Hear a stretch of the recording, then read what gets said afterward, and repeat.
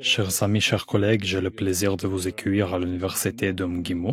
Je m'appelle Andrei Souchentsev, doyen de la faculté des relations internationales. Aujourd'hui, c'est le 7e cours magistral de notre cycle sur les différents aspects de la crise ukrainienne. Et nous avons demandé à Andrei Bezrukov, professeur de chaire d'analyse appliquée des problèmes internationaux, membre du présidium de l'Association de conseil de la politique étrangère et de défense, l'un des principaux chercheurs et stratégistes russes, un homme avec une grande expérience et qui est activement impliqué dans l'analyse et la réflexion ainsi que la planification de l'avenir proche et moindre proche de données en conférence aujourd'hui. Dans mes conversations avec des collègues étrangers, dont ceux de l'Occident et de l'Est, qui se poursuivent sans interruption malgré la crise, nous constatons qu'il existe une période des relations internationales à partir de laquelle il est particulièrement difficile de faire des pronostics. Ce qui se passe est en quelque sorte une grande expérience naturelle et présente de nombreux aspects. La plupart de ces aspects ne concernent pas l'Ukraine et la situation politico-militaire autour de ce pays, mais parce que la crise sera de longue durée, elle constitue essentiellement un contrôle de qualité de la stratégie de chacun des principaux acteurs. Et le pays où la tradition de politique étrangère stratégique s'exprime le mieux s'en sortira mieux en cas de crise.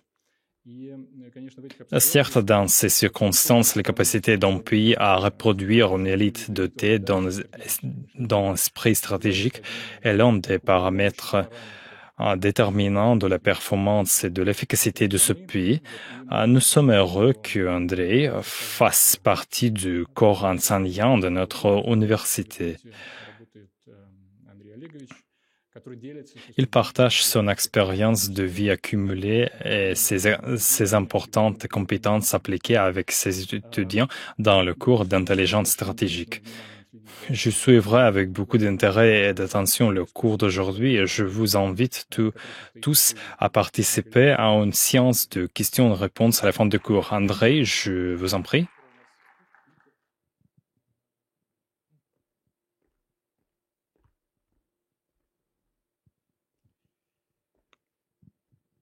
Bonjour, chers amis. C'est un plaisir de vous voir dans une salle aussi merveilleuse. En effet, comme l'a dit Andrei, nous sommes entrés dans une période très importante, non seulement pour le pays, mais encore pour le monde, dans une période complètement historique. Je voudrais structurer notre conversation comme suit. En premier lieu, parlons des grandes questions sur les raisons pour lesquelles cela se produit, c'est-à-dire pas seulement de la crise ukrainienne, mais de tout ce qui se passe là-bas et autour. En deuxième lieu, parlons de la manière dont nous sommes arrivés directement à cette crise et de qui nous y a amenés. Et en troisième lieu, parlons de l'avenir, ce qu'il signifie pour nous, comment nous allons avancer et quel sera le modèle de monde derrière. Ce qui est le plus intéressant, ce que Сразу последний слайд, да? Ну, давайте. Можно и последний слайд, конечно. Сейчас мы уберем все это сюда. Alors, Вот так. Comme ça. Есть. Enfin, Отлично. oui, d'accord. Ce qui est le plus intéressant, ce que prévoir les grandes choses est assez facile. Почему? Потому что Il en est ainsi parce que nous avons des précédents historiques. Même si, à vrai dire, je ne pensais pas, il y a quelques années, que je vivrais pour voir une ère de redistribution aussi stratégique. Parce que la dernière fois que le monde a traversé une telle partition d'information de base, c'était il y a exactement 100 ans. Vous vous souvenez de ce qui s'est passé il y a 100 ans? La révolution et quoi encore? Euh, Oui, le traité de Versailles, puis la Première Guerre mondiale, et encore? D'accord. La révolution industrielle, c'est vrai. Vous avez énuméré tout ce que je voulais dire. Tout d'abord, il y a eu un saut technologique révolutionnaire.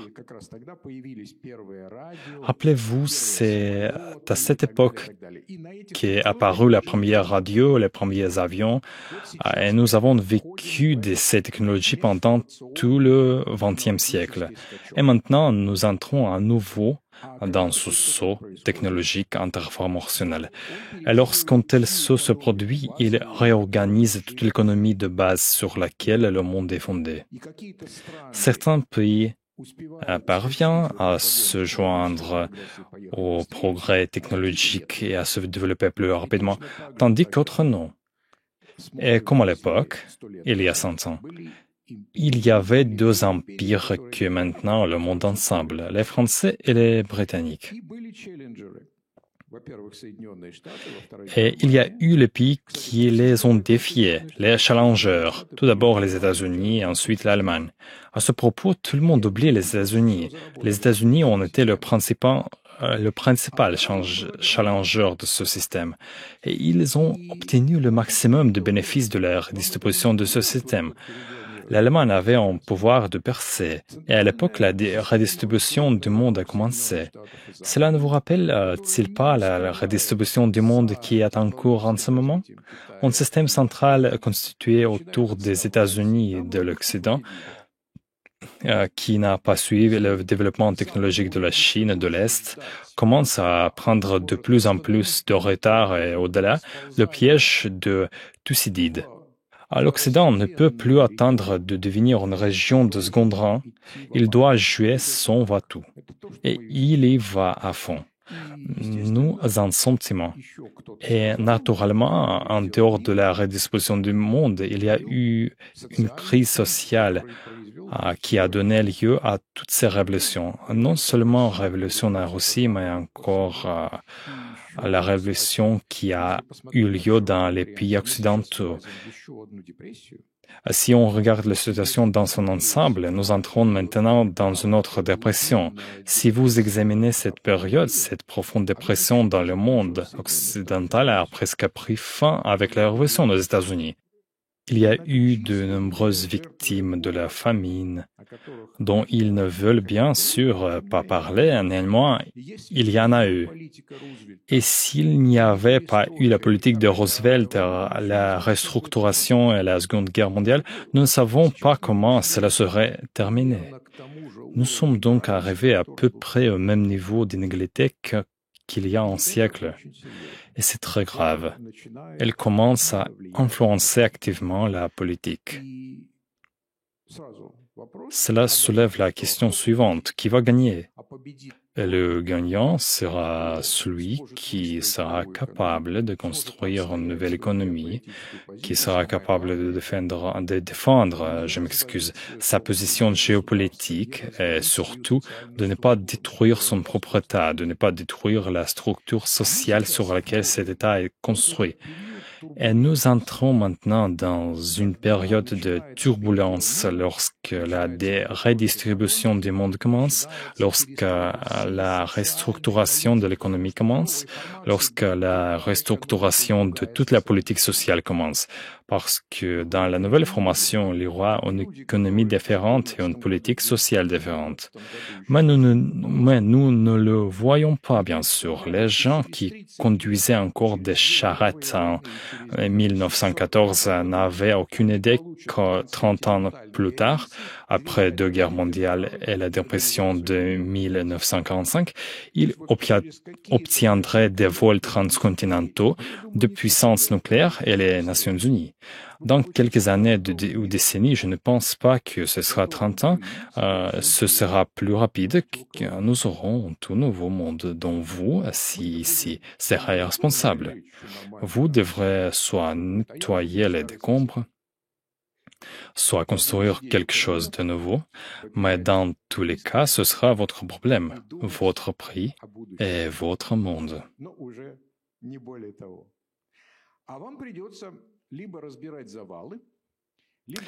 Examinons maintenant les défis auxquels sont confrontés ceux qui dirigent aujourd'hui ce monde.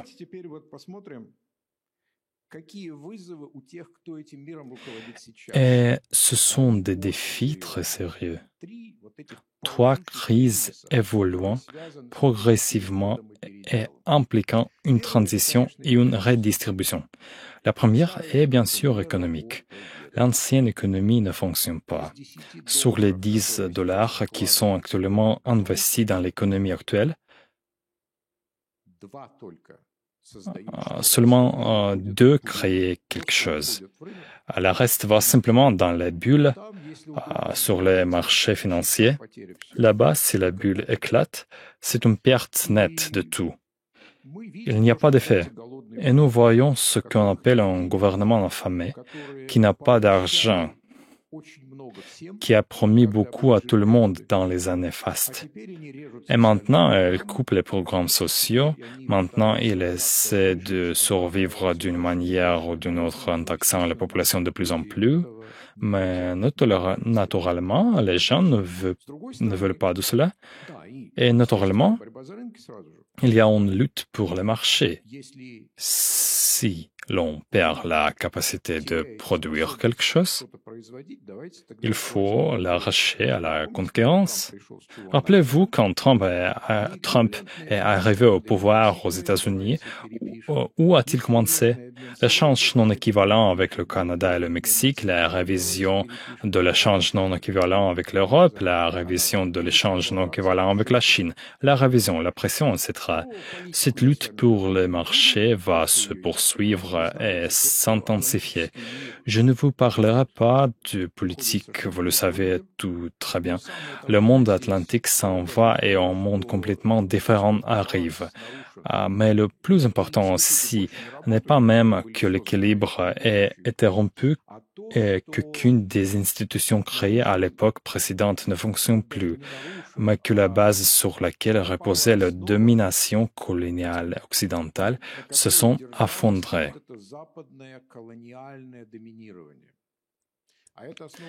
Cette base est très ancienne. C'est la supériorité militaire et technique. En Occident, elle existe depuis l'époque de Christophe Colomb, c'est-à-dire depuis 500 ans. Lorsque l'Occident avait des problèmes avec d'autres pays et qu'il ne pouvait pas les résoudre politiquement ou commercialement, la force militaire entrait en jeu et tout était résolu en faveur de l'Occident.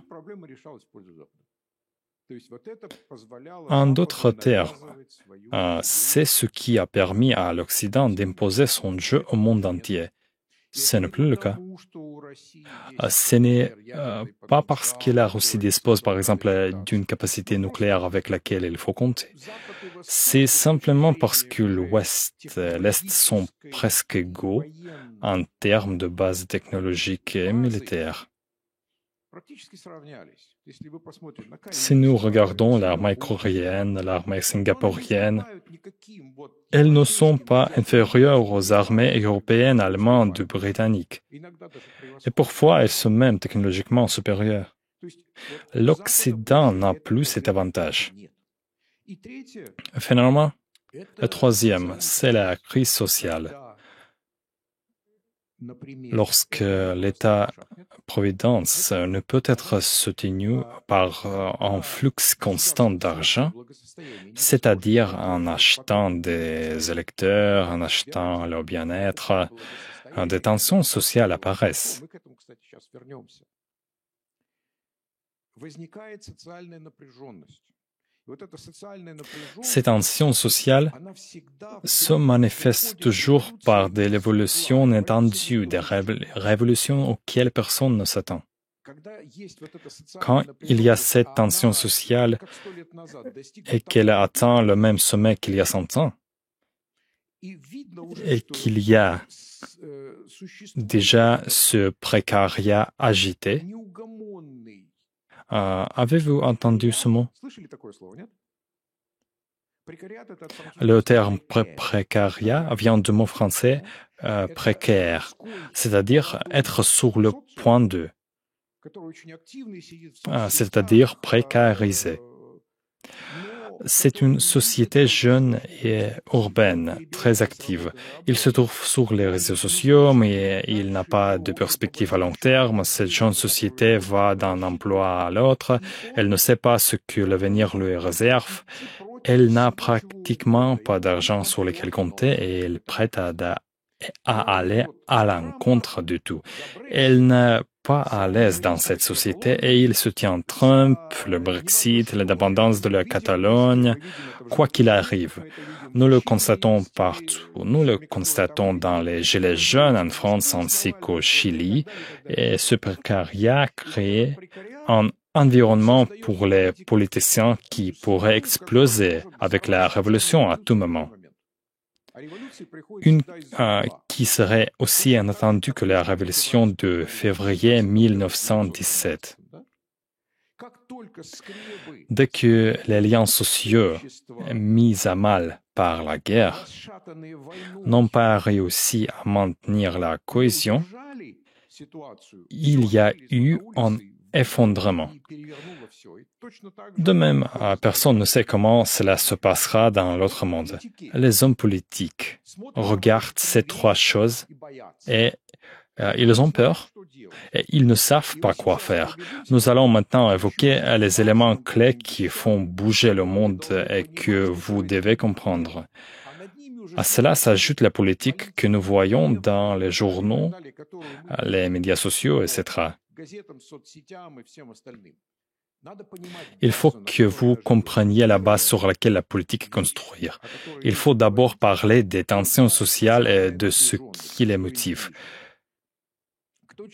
Qui a lu le livre de Thomas Piketty, le Capital au XXIe siècle? Je vous recommande de le lire.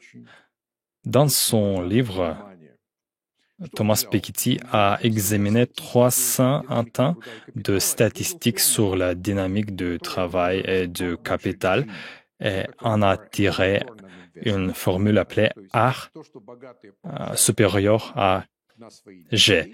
R, Return on Investment, c'est-à-dire le retour sur investissement, ce que les riches obtiennent avec leur argent.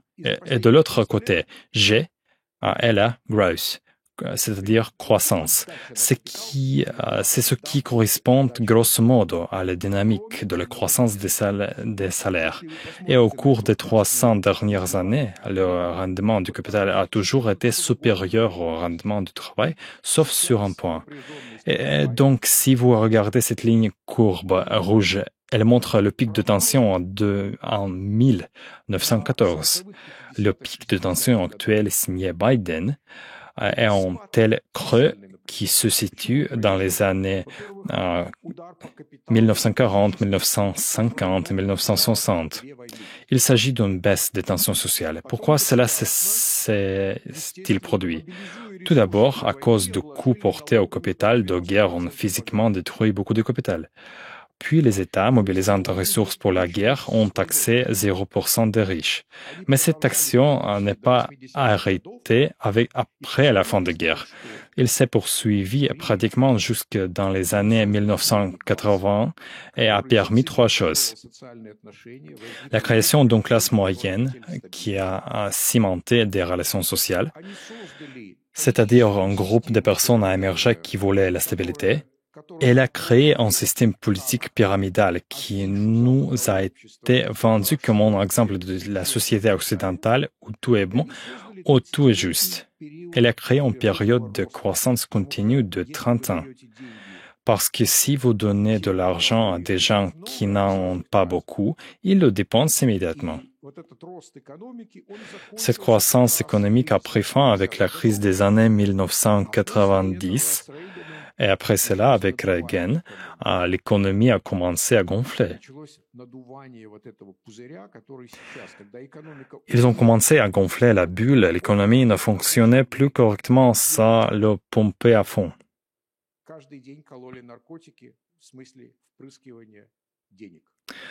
Nous sommes maintenant arrivés à ce deuxième pic, mais nous ne savons pas ce qui va se passer ensuite. Si les États et les oligarques financiers se comportent comme ils l'ont fait au cours des 30 dernières années, il y aurait une explosion sociale, comme cela a été le cas auparavant. La seule possibilité est que les États reviennent à la raison, retournent dans les poches de riches et commencent à redistribuer l'argent dans les sociétés, réduisant ainsi les tensions sociales, créant une classe moyenne, créant de la croissance par une véritable politique industrielle, créant des emplois. S'ils ne le font pas, il y aura une explosion. Il y a un démographe, Emmanuel Todt. Je vous suggère de le lire aussi. Il est en français. En l'année 2006, lorsque Sarko est arrivé au pouvoir, il a écrit un livre. Il y analysait ce qui arrivait à la classe moyenne en Europe. Cette classe moyenne était en train de disparaître parce que les emplois associés à la classe ouvrière étaient exportés en Asie, en Chine, aux États-Unis, voire au Mexique. La société perdait cette classe moyenne. Et puis, elle a dit une phrase dont je me souviens encore. Une société dans laquelle la démographie sociale rassemble à un rail, c'est-à-dire une très large strate de riches avec une faible classe moyenne et en dessous un plèbe urbain qui ne comprend pas où on l'amène. Dans le cas, l'État ne peut être dirigé que par deux types de personnes. Soit des dictateurs, soit des clowns. Par clown, il entendait Sarkozy, qui s'est beaucoup affiché. Tout était beau, dynamique. Aujourd'hui, dans certains pays, nous avons des clowns professionnels qui font la même chose tous les jours, de façon magnifique, dynamique, mais cela ne change rien à l'essence de la question. Ils sont entertainers, c'est-à-dire artistes.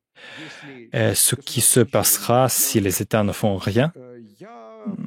Vous avez sûrement vu The Hunger Games et The Joker, c'est-à-dire qu'il y aura une société où il y aura un jardin d'Éden d'un côté et beaucoup de personnes non réclamées de l'autre, à qui on donnera un salaire minimum vital pour qu'ils ne meurent pas de faim.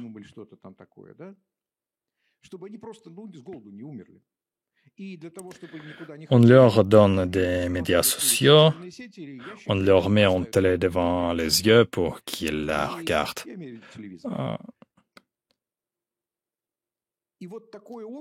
Hollywood n'est pas une usine à rêve.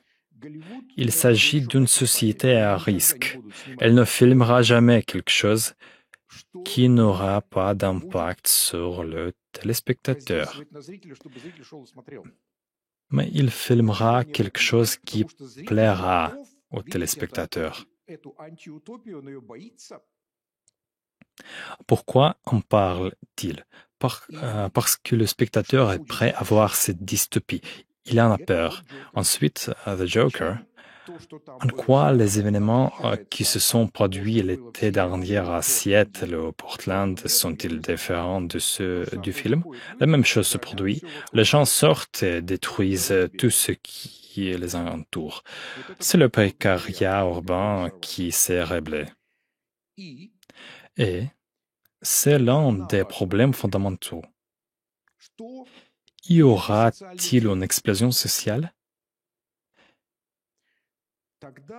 Il y a 100 ans, la Russie était le maillon faible et c'est la Russie qui a explosé.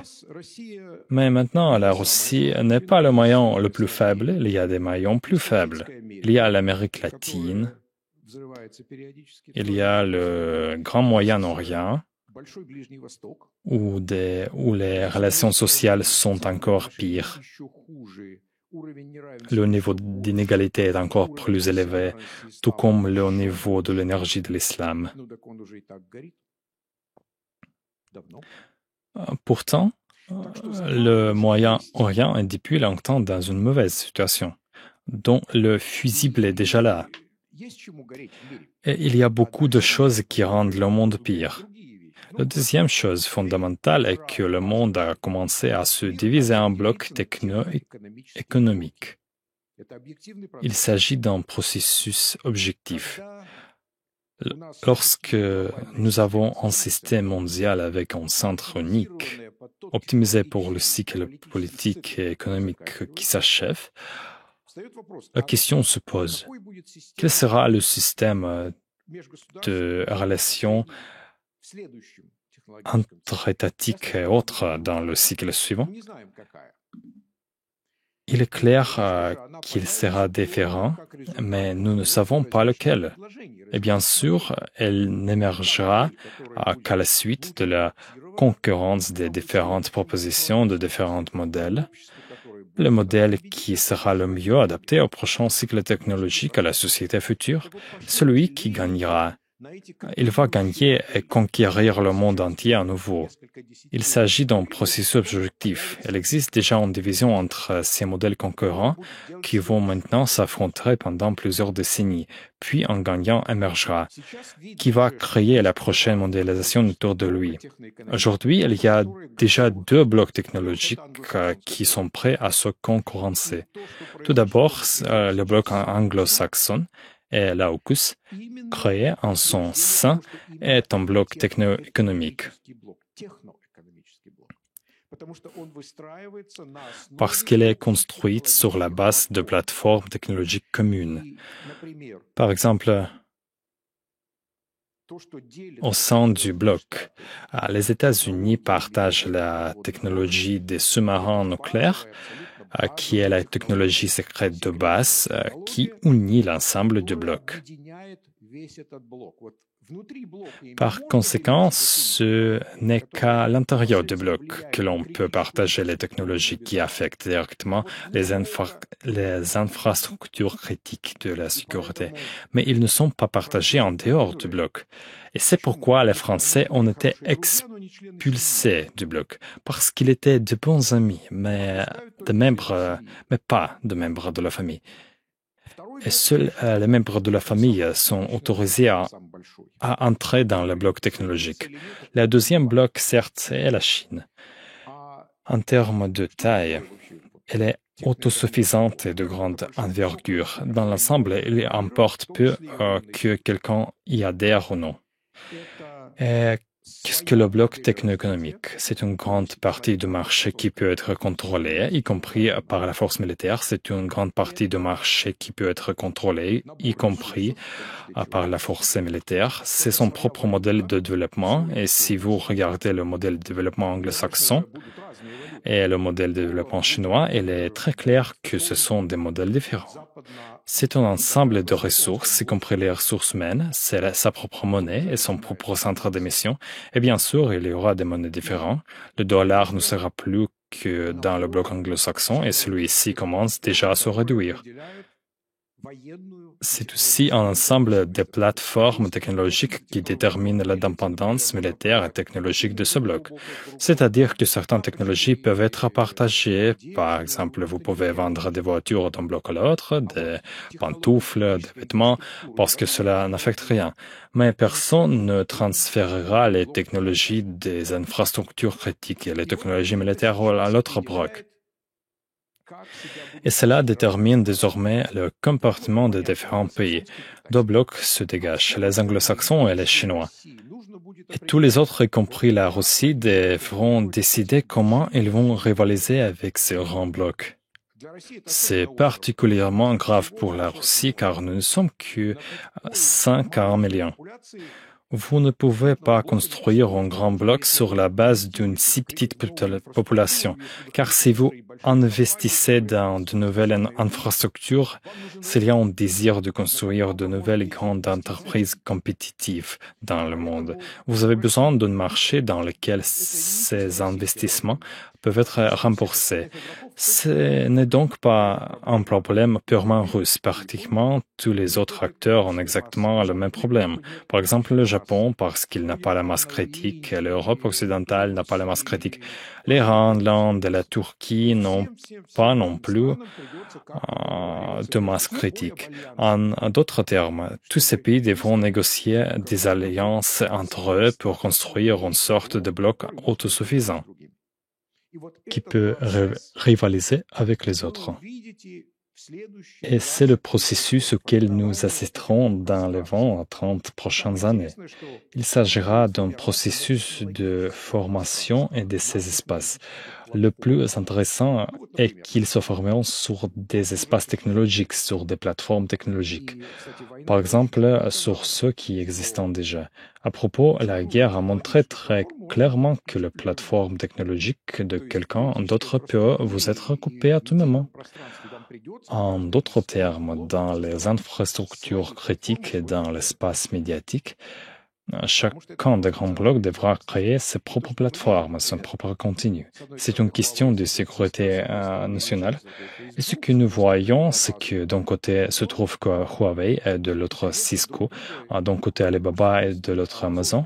Bien sûr, ils ne se laissent entrer nulle part. Amazon ne sera certainement pas autorisé à entrer en Chine et Alibaba ne sera certainement pas autorisé à entrer aux États-Unis. C'est le processus sous-jacent qui régira la politique mondiale. Se pose la question, avec qui allons-nous nous réunir? Dans le cyberespace, le partage du gâteau numérique entre les grandes plateformes ne fait que commencer. Rien n'a encore été décidé à ce sujet. C'est un environnement dynamique où il n'y a que des problèmes et pas de solutions. Comment concilier la transparence des chaînes technologiques lorsque l'on fabrique un iPhone en Chine, qu'on se conçoit aux États-Unis, que la production des puces se fait à Taïwan, etc. Et tout cela doit être basé sur des systèmes numériques qui transfèrent les informations instantanément. C'est l'efficacité du processus. Et que se passe-t-il si chaque pays veut contrôler les données? Nous parlons de la souveraineté des données, mais aussi de la souveraineté du système, n'est-ce pas? C'est-à-dire comment combiner cela? Et le fait que le cyberespace devienne un champ de bataille, nous l'avons vu au cours de ces 3 mois. Cela a été évident auparavant, et nous ne pourrons probablement pas éviter une course aux armements dans le cyberespace, voire une guerre, car les sociétés les plus intéressées par une course aux armements dans le cyberespace sont précisément Microsoft et Google. Ils ont d'une part assez d'argent pour acheter leur façon de prendre les bonnes décisions et d'autre part, il y a tellement d'argent à gagner dans la cyberguerre que la génération nucléaire des politiciens et des militaires ne pouvait même pas en rêver. Et si vous pouvez compter le nombre d'ogives nucléaires et indiquer combien d'argent leur a été consacré, Essayez d'expliquer à un politicien combien d'argent a été consacré à l'écriture d'un million de lignes de code. Il ne le comprend pas de toute façon. Et donc, il n'y a pas moyen d'arrêter cette course aux armements. Nous avons déjà parlé de la bataille des plateformes et des normes numériques. Et maintenant, une autre crise fondamentale. C'est une question d'environnement. Regardez. Les deux images de gauche représentent le niveau de pollution. Les rouges. Et vous voyez, cette traînée va jusqu'au sud à travers la Grande Eurasie et certaines parties de l'Afrique. Et l'image de bas, c'est le taux d'augmentation de la population. Les deux images de droite représentent la croissance de la population urbaine et en dessous le taux de croissance de la population. Et si vous combinez ces deux images, vous constatez que cette croissance explosive de la population se produit dans les endroits les plus défavorisés du monde, où il n'y a déjà plus de terres arables adéquates, pas assez d'eau potable. D'ailleurs, dans de nombreuses régions comme l'Inde, il y a maintenant un autre choc thermique. Lorsque les températures atteignent 50 degrés avec 100% d'humidité, elles ne durent pas des jours mais des semaines. Il s'agit déjà de savoir s'il est possible de vivre dans tel climat. Dans le même temps, cette même région s'industrialise de plus en plus. Il est important de noter qu'elle n'est pas industrialisée selon les normes européennes. L'industrialisation y est vraiment désordonnée. Et imaginez un peu. Dans les endroits les plus sales et les plus pollués, la population augmente. Des villes géantes se développent dans lesquelles il n'y a ni infrastructure normale, ni sécurité normale. Ces mêmes villes présentent un mélange de groupes religieux, ethniques et sociaux, un contraste terrible entre les riches et les pauvres, et d'autres problèmes. Il suffit d'une étincelle pour que tout parte en fumée. Et c'est déjà le cas. Regardez ce qui se passe au Sri Lanka. Et ce n'est pas que le début. Un peu plus tard, une famine s'installera car l'Europe occidentale, avec son inflation, paiera son pain. Elle a de l'argent. Et le Moyen-Orient, les pays pauvres du Moyen-Orient, de toute l'Asie du Sud-Est et de l'Afrique, où vont-ils trouver l'argent? Combien de millions de personnes affamées seront là et à qui viendront-elles réclamer du pain? Que s'est-il passé en Égypte quand il n'y a pas eu de pain pendant quelques jours? Ou ce qui s'est passé à Saint-Pétersbourg lorsqu'il n'y a pas eu de pain pendant quelques jours? Vous vous souvenez? Nous sommes donc confrontés à un bel avenir. En outre, dans la même région, qui est en fait déjà assise sur une bombe environnementale et démographique, une autre bombe est en train d'émerger, une bombe politique. Vous voyez, ces lignes pointillées représentent des fosses civilisationnelles. Entre l'Inde et la Chine, ce fosse 5000 ans. Entre la civilisation insulaire et la civilisation dominante, c'est la question de Taïwan, c'est la question de la concurrence entre le Japon et la Chine, le Vietnam et la Chine. Il s'agit de chiites et de sunnites, également en clivage. Ces lignes rouges qui se croisent sont précisément la concurrence d'une part de la Chine qui entre en Afrique et d'autre part des civilisations indiennes et arabes qui ont toujours considéré l'Afrique de l'Est comme leur fief depuis presque 1000 ans. Alors que la Chine s'active à construire des bases le long des routes commerciales vers l'Europe, l'Inde a déclaré que sa zone de responsabilité était l'ensemble de l'océan Indien. Comment allez-vous concilier cela? Surtout quand elle prend feu. Maintenant, nous arrivons à la crise où nous avons commencé, c'est-à-dire la crise ukrainienne. Ces grands changements sont bons, mais ils ne sont pas suffisants pour déclencher une guerre. Une guerre est déclenchée sur une question spécifique par des politiciens spécifiques. Ils s'enflamment quand il le faut. Alors maintenant, il faut que ça le soit. Pourquoi est-ce nécessaire? Parce que les États-Unis, en plus de perdre leur position géopolitique, ont perdu leur équilibre interne. La préservation de cet équilibre repose sur les épaules de tout politicien qui accède au pouvoir. Que se passe-t-il là-bas, aux États-Unis? Les États-Unis entrent dans une période de crise institutionnelle profonde. Ils en sortiront, mais dans 10 ans. Pour le moment, ils n'y sont pas encore, mais ils le seront très bientôt. Vous pouvez déjà le sentir. Ces crises n'ont rien de nouveau. C'est la troisième crise pour eux. Tous les 100 ans, ils entrent dans une telle crise. Si vous regardez le développement des États-Unis, il y a 3 phases institutionnelles. La première, il y a de la guerre d'indépendance à la guerre civile, lorsque la question a été tranchée de savoir si les États-Unis seraient en État unitaire ou en ensemble d'États. La question a été résolue par la guerre. À la seconde, lorsque l'État qui se trouvait à la profonde périphérie du monde pendant la guerre civile est devenu l'hégémon mondial en 1945 après la Seconde Guerre mondiale.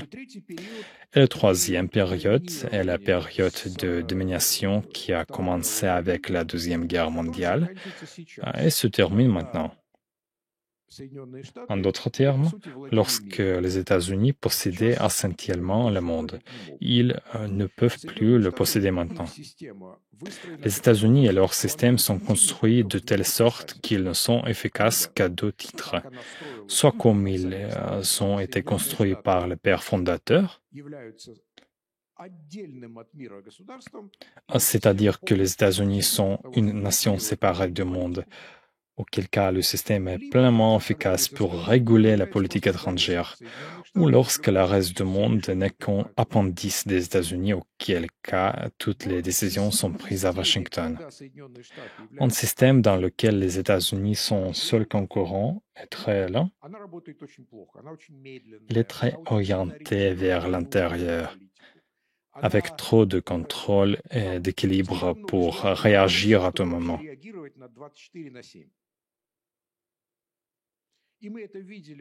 Nous l'avons vu au début du XXe siècle, lorsque les États-Unis sont entrés en Europe et puis ont rapidement fui parce qu'ils ne pouvaient pas atteindre leur objectif. Nous voyons la même chose maintenant. Toutefois, il ne s'agit que d'une introduction. Que fait-on réellement? Pourquoi y a-t-il une crise aux États-Unis et comment se manifeste-t-elle? Tout d'abord, il se manifeste par le fait qu'une élite oligarchique cohésive a commencé à se battre entre elles. Lorsqu'elles commencent à se battre entre elles, alors l'État honnête, où par exemple il y avait une opportunité pour un homme sans gros moyens de gagner en justice contre une grande entreprise, cette opportunité n'existe plus parce qu'une partie de l'élite va commencer à utiliser l'État contre l'autre partie de l'élite. C'est ce que nous avons vu lors des élections de l'année dernière. Dans le même temps, ce creuset, c'est l'un des facteurs importants qui transformait tous les immigrants en Américains et les générations suivantes a cessé de le faire. Deux problèmes sont apparus. Le premier concerne les Asiatiques qui ne s'incorporent pas, mais vivent dans des enclaves. Le second est qu'il y a une vague du Sud, de toute l'Amérique latine, pas seulement du Mexique. Cette vague ne s'incorpore pas non plus, car elle se suffit à elle-même. Premièrement, elle est très nombreuse. Deuxièmement, les gens sont unis par une même religion, une même culture. Et permettez-moi de vous rappeler que le catholicisme de ceux qui viennent du Sud est encore plus ancien et encore plus passionné que le protestantisme de Nord. Et si vous regardez la jeune génération de la politique américaine, vous verrez que toute une génération de latinos sont passionnés, intelligents, dynamiques. Ils arrivent dans la politique américaine. C'est-à-dire ce que la population noire n'a jamais pu faire parce qu'elle n'a jamais été intéressée à entrer dans la grande politique, sauf pour certaines personnes. Les jeunes latinos ont pu le faire. Ils ont réussi à s'intégrer parfaitement dans la politique américaine et l'adapter à leur convenance. C'est un processus que nous verrons encore. Nous assisterons à la latinisation des États-Unis dans les 10 à 15 prochaines années. Autrement dit, dans 10 ou 15 ans, au cours de la prochaine génération, les États-Unis seront beaucoup plus latinisés qu'atlantisés.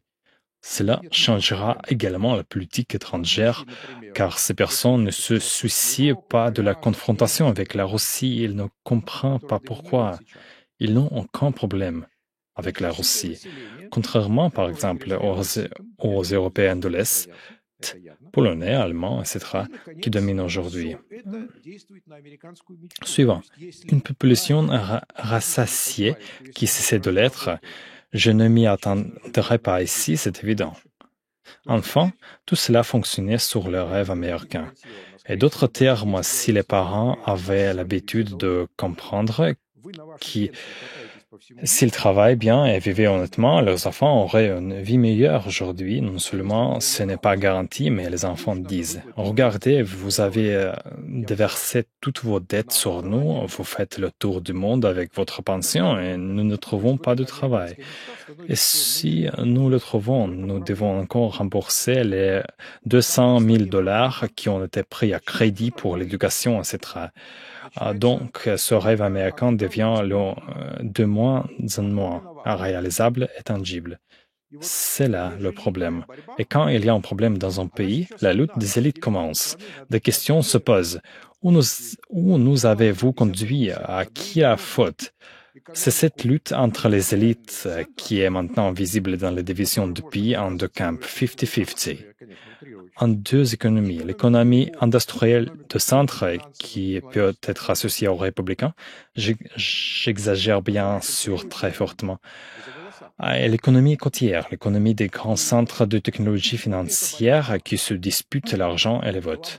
Cette lutte entre la bourgeoisie financière mondiale et la vraie bourgeoisie d'affaires n'est pas américaine. Elle est mondiale. Chez eux, c'est juste plus clair en Amérique. C'est exactement la même chose dans notre pays. Après tout, rappelez-vous ce que nous avions lorsque nous étions coupés de tous les systèmes occidentaux. Nos banques étaient les plus riches, n'est-ce pas? Sberbank distribuait des bénéfices records chaque année et pouvait investir dans n'importe quoi. De notre côté, les entreprises réelles ne pouvaient même pas emprunter de l'argent car cela n'était possible qu'à des taux d'intérêt exorbitants. Autrement dit, si votre entreprise a une marge de 10%, on vous offre de l'argent à 15, 20% ou 20%. Quel est l'intérêt d'emprunter de l'argent dans un tel cas? La domination de l'oligarchie financière est donc présente non seulement dans notre pays, mais aussi dans le monde entier. C'est le système qui est sur le point de s'affonder. C'est en train de se briser aux États-Unis. Mais ils l'ont juste cassé pour nous. Et je les remercie beaucoup pour cela. Derrière, c'est le système politique que s'effondre. Le consensus financier et oligarchique était de droit et libéral. Je l'appelle le consensus de Davos, sous le slogan « L'argent conquiert le mal ». Aujourd'hui, il s'effondre. Sanders prend les libéraux de droite pour les libéraux de gauche. Le Parti démocrate est fortement rajeuni et radicaliste. Et Trump a pris les libéraux de droite pour les conservateurs de droite. Ces personnes, c'est des groupes de tête, sont à moitié dans des coins différents et ils n'ont rien en commun. Ils ne peuvent se mettre d'accord sur rien, car si l'un d'entre eux arrive au pouvoir, ils se rendent compte que l'autre groupe sera tout simplement coupé de tout. C'est pourquoi la lutte est si acharnée. Cette lutte va se poursuivre. La politique intérieure américaine va devenir de plus en plus acrimonieuse. Les élections vont devenir de plus en plus désordonnées. Vous le verrez lors des élections de Congrès, lors des prochaines élections présidentielles, ils seront encore pires que le précédent. De quoi les hommes politiques ont-ils besoin dans ces situations? Une petite guerre victorieuse. Et si vous regardez au loin, pour mettre les choses en perspective, vous pourriez en avoir en gros. Mais avant qu'il n'arrive à la conclusion de suivre la voie militaire, il y a eu une conversation très sérieuse au sein des élites. Il y avait deux options, car les élites sont différentes. Nous parlions de l'élite des affaires réelles et de l'élite financière, où il y a différentes factions, différentes opinions. L'un des points de vue exprimés est le suivant. Comment sortir de cette voie pour ne pas tomber dans la crise? Le premier moyen est de passer par la force d'éliminer la Chine et la Russie et de garder son monde sous contrôle. Le deuxième contrôle est de commencer à reconstruire le monde même. Puisqu'elles comprennent que le monde va exploser, cela vaut la peine de l'éloigner de l'abîme. Réduisons les tensions sociales, rendons le monde plus vert, rendons le système américain basé sur les profits rapides plus européens, c'est-à-dire axé sur le profit à long terme. Des mesures concrètes ont commencé à être prises. Si vous vous rappelez bien, il y a 2-3 ans, on parlait de l'agenda vert et ainsi de suite. Maintenant, ils sont partis quelque part dans le sable. Ils sont partis. Mais le groupe derrière eux, qui regarde avec crainte ce qui se passe maintenant, est resté. À bien des égards, ce groupe est associé au capitalisme inclusif en tant qu'option pour le développement du monde. Vous pouvez faire la guerre ou vous pouvez le reconstruire, c'est-à-dire le monde. Il y a beaucoup d'argent derrière eux, bien sûr, mais maintenant ils ne savent pas quoi faire parce qu'une guerre a commencé. Ces gens, face aux 3 mois de guerre, commencent tranquillement à penser. Peut-être peuvent-ils parvenir à un accord? Peut-être qu'ils peuvent arrêter la guerre et continuer cette conversation avec M. Poutine. Nous attendons ceci. L'autre groupe qui a décidé d'entrer en guerre a pris cette décision parce qu'il n'avait pas d'autre option. Parce qu'après le règne oligarchique de Clinton et de Bush, après que Fukuyama a dit que rien ne doit être fait, tout a été décidé, ils ont atteint leurs esprits pendant un certain temps. Les esprits de Kissinger, Nixon, qui comprenaient très bien le monde réel et ont essayé de jouer un jeu, n'ont pas fonctionné pendant un certain temps et ont conduit à des erreurs majeures qui ne leur ont laissé aucune autre option que d'aller en guerre. Je parle des États-Unis. Qu'est-ce qui est le plus important pour eux? Ce qui est plus important, c'est le contrôle du système qui a été mis en place, les institutions de ce système, le dollar, etc. C'est plus important que le contrôle d'une ressource d'une région. Si vous gardez le système, vous profitez de tout le système.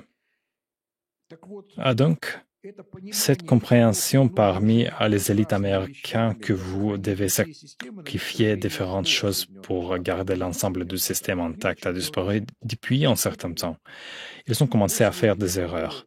Par exemple, après l'effondrement de l'URSS, les États-Unis n'ont pratiquement rien fait pour donner aux élites russes une place du soleil.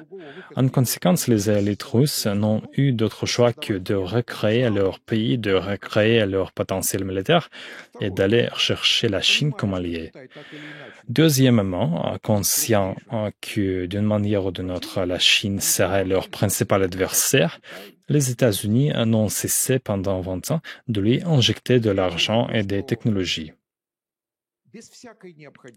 La troisième est que, inutilement, parce que les États-Unis contrôlaient déjà toutes les ressources et toutes les élites du Moyen-Orient, ils ont entré la région.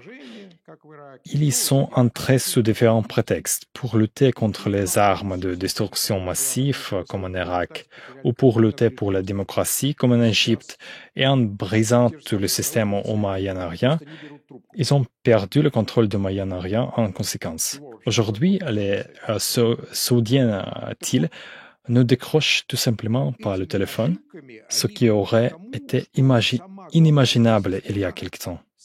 Ce sont ces erreurs qui ont provoqué l'effondrement du système mondial. Les États-Unis n'en avaient plus le contrôle. Il est devenu évident qu'il était nécessaire de le recréer militairement, par la force, en éliminant d'une manière ou d'une autre les principaux concurrents.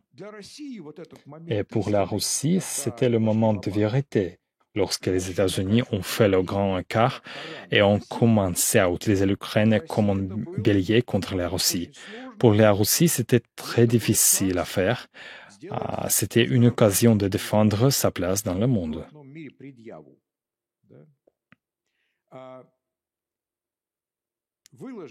Mettre les atouts sur la table le 15 décembre et abandonner cette honteuse paix de Brest numéro 2. Lorsque nous avons perdu la moitié depuis, à la culture, l'élite, lorsque nous sommes devenus essentiellement un appendice.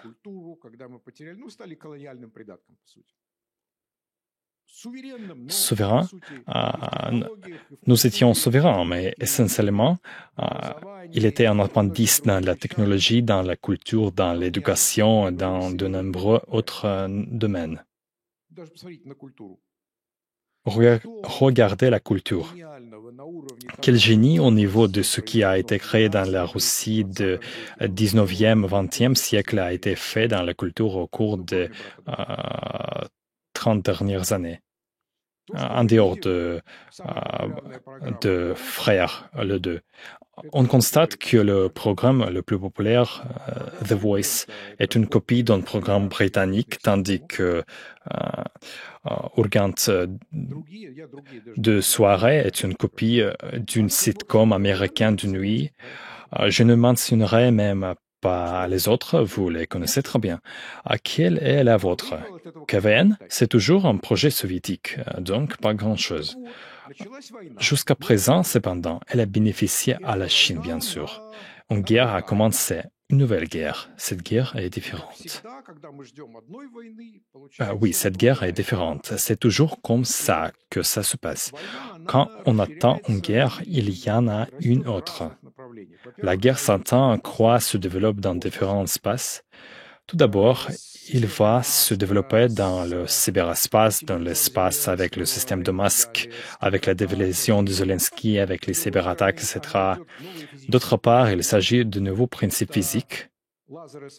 D'une part, les lasers et surtout les biolaboratoires, dont nous sommes entourés de toutes parts exactement comme la Chine.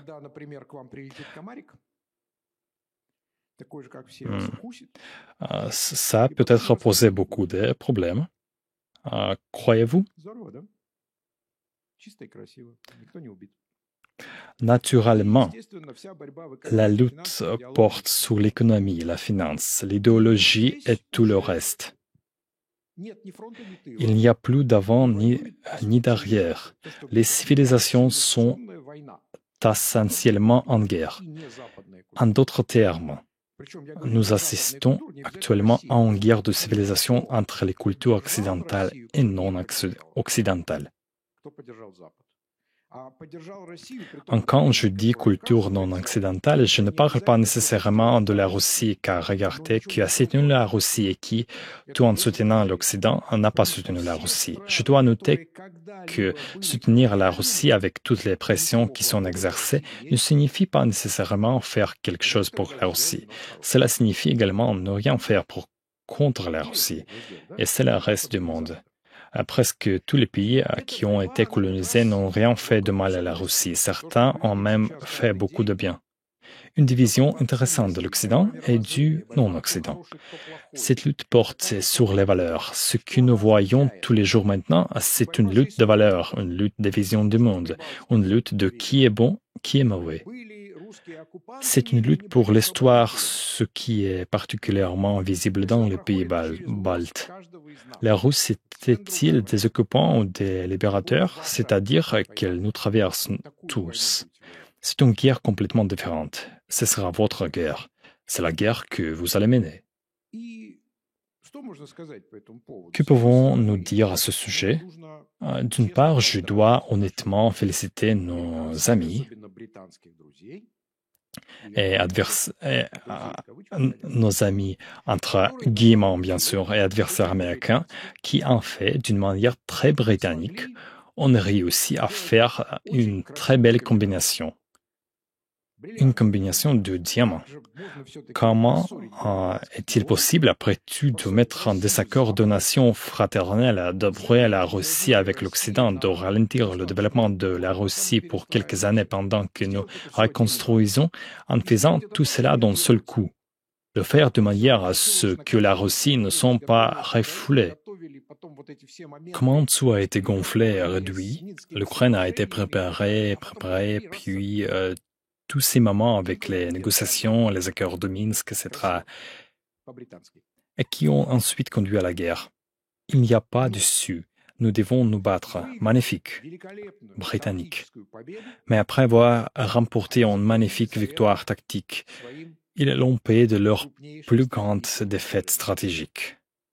Car en déclenchant cette guerre, ils ont mis une croix sur le plus important, le contrôle du système mondial. Nous sommes sur le point de voir toutes les institutions occidentales par lesquelles le monde était contrôlé s'effondrer dans les prochaines années. Je ne parle même pas du mouvement olympique, c'est tout, il a disparu. Et puis, il y a tous ces accords de l'Eurovision qui ont dégénéré en un an, tous les accords. Des armes chimiques à tout l'autre, le dollar, le système financier, quand on s'est fait voler non pas sa réserve d'or, mais sa fortune financière. Tout le monde a tout compris. Ce système n'existe pas, quelques années passeront et un autre prendra forme. La question qui se pose est la suivante. À quoi ressemblera le monde dans lequel vous vivrez, au moins pour les 20 prochaines années? Il existe 3 types d'avenir. Le premier est l'avenir inévitable. Le second est un avenir possible. Le troisième est celle que nous ne pouvons pas comprendre de toute façon, à savoir une sorte de singe noir. Pas singe, de singe noir, je m'excuse. Ainsi, ce qui est écrit ici, ces 4 facteurs sont tout l'avenir inévitable et c'est déjà produit. Tout est déjà en place. Le premier, il y aura une crise économique structurelle liée au passage d'une formation à une autre et à l'éclatement du monde en régions concurrentes, ce que nous constatons déjà. Cela signifie que dans les années à venir, toutes sortes de rivalités idéologiques, commerciales, militaires, etc. Le deuxième point est le suivant. Il y a une rupture à une redistribution du pouvoir dans le monde pour l'influence. Qui construira le prochain système? Qui seront les principaux acteurs? Cela signifie que chacun des États réfléchira à la sécurité, à la manière d'économiser les ressources, de s'armer, d'assurer sa souveraineté, etc. Troisièmement, nous entrons dans un nouveau cycle technologique. Les grands États l'ont très bien compris, notamment la Chine, qui a été la première à commencer à faire quelque chose, puis les États-Unis, l'Inde. Ils comprennent que s'ils mobilisent des ressources maintenant et font un saut technologique plus rapidement que quiconque, ils s'assureront la meilleure place dans ce nouveau monde. Ils dicteront les règles du jeu. Toutefois, cela nécessite une mobilisation. C'est pourquoi nous voyons de fortes personnalités en politique. Et là où ils sont absents, comme dans l'UE, les pays stagnent. Ils ne savent pas quoi faire. Pourquoi de fortes personnalités? Car seule une personnalité forte, la même Poutine, Erdogan, Modi, Xi, peut contraindre une moitié et mobiliser l'autre moitié de la population.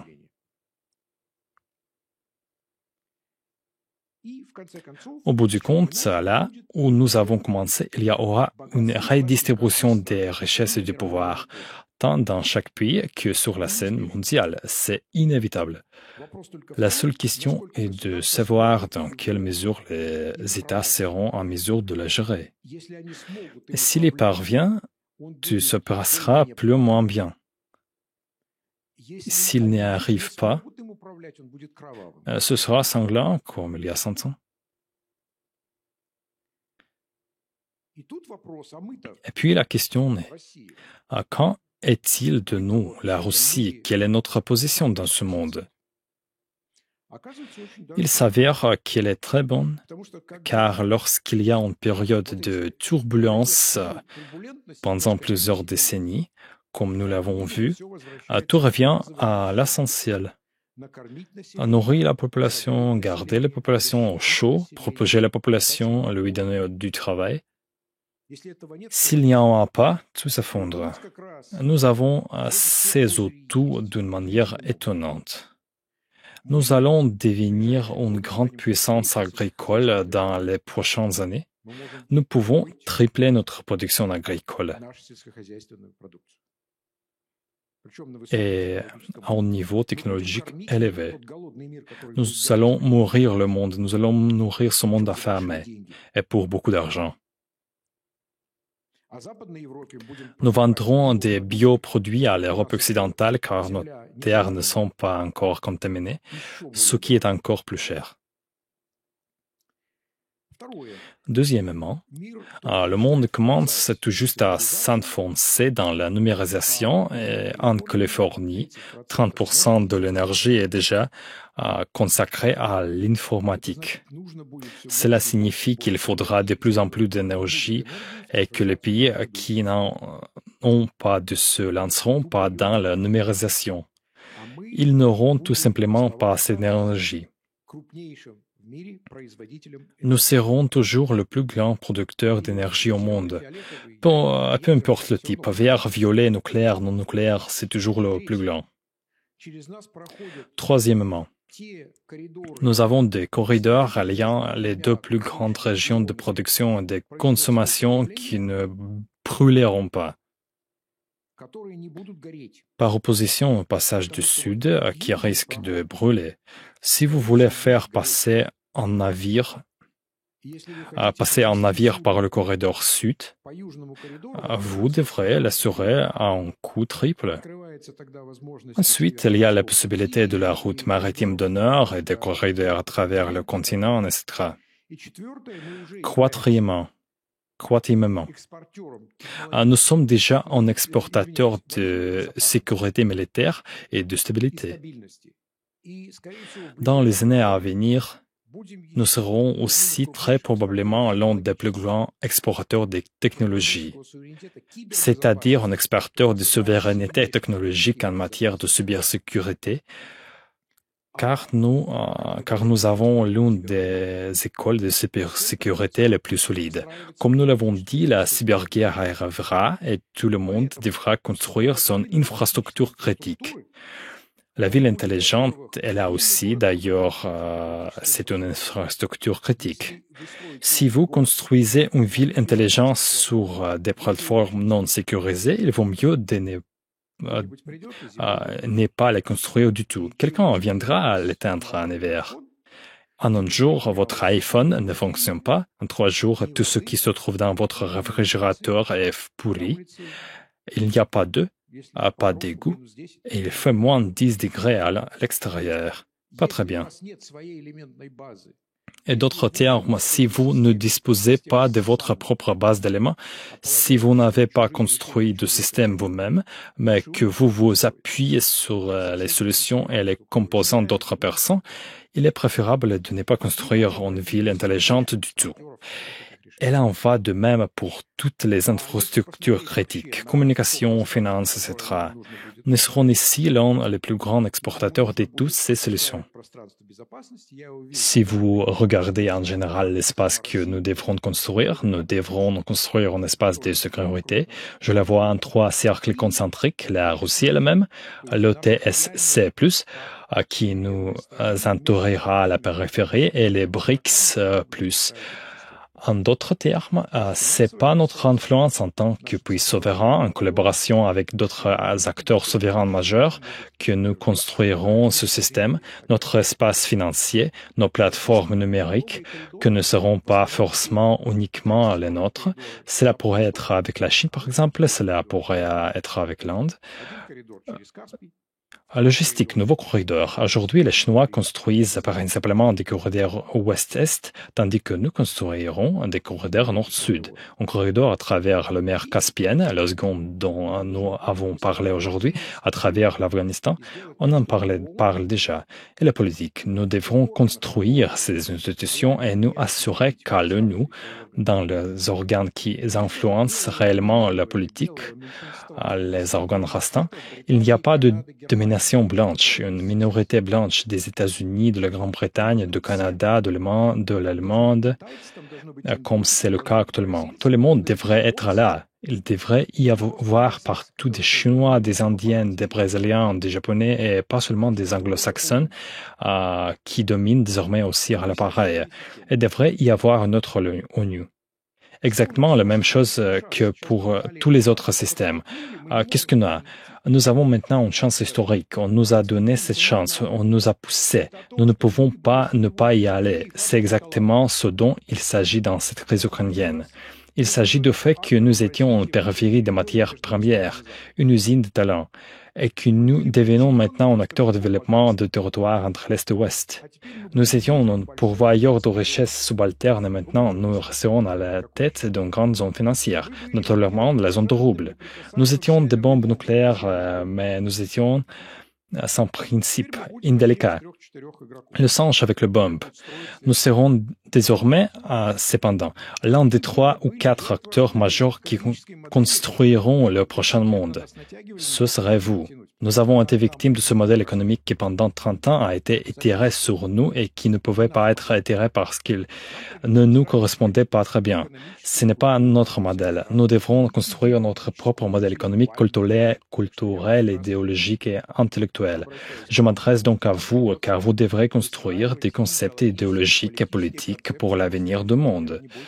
N'ayez pas peur de le faire, écrire, faites des suggestions, le marché est ouvert. Merci.